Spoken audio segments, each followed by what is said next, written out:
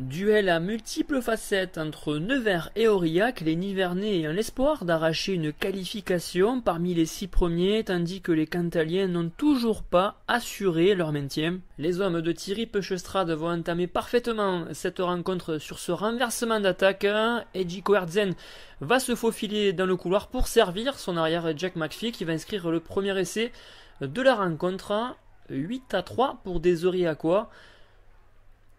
Les Nivernais vont réagir par l'intermédiaire de leur buteur, Loïc Le Gall, qui à 3 reprises concrétisera la domination d'ensemble 9-8. Juste avant la pause, Thomas Salle prendra le relais et inscrira 3 unités supplémentaires en faveur des Cantaliens.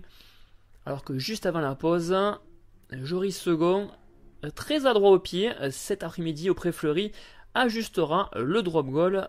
14-9 à la pause pour des Aurillacois. Euphorique du côté de la Nièvre dans cette rencontre très serrée entre les deux formations. La deuxième période verra la réaction d'orgueil de la part des hommes de Xavier Péméja. Nastoni Nakiri s'échappe dans l'axe et élimine les défenseurs aurillacois pour aplatir l'essai entre les poteaux. Profitant d'une supériorité numérique, les Nivernais jouent les extérieurs. Le jeu de passe est parfait et c'est Théophile Cotte qui hérite du cuir pour aller en terre promise.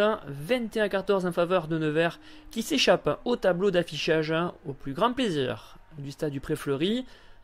Les Aurillacois feront preuve de maîtrise lors de leur moment de domination. Joris Second rajoutera un drop supplémentaire, puis un troisième pour ramener les siens à quelques encablures des Nivernais.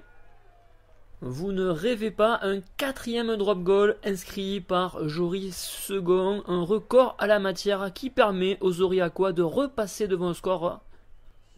Les joueurs de la Nièvre vont continuer à imprimer un gros rythme en fin de rencontre et c'est l'ailier Jean-Yves Zebango qui s'échappe et qui résiste in extremis au dernier défenseur. Monsieur Delpy accordera l'essai 28-23 alors qu'en toute fin de match, Thomas Salle ajustera la pénalité qui permettra aux Aurillacois de bénéficier du bonus défensif.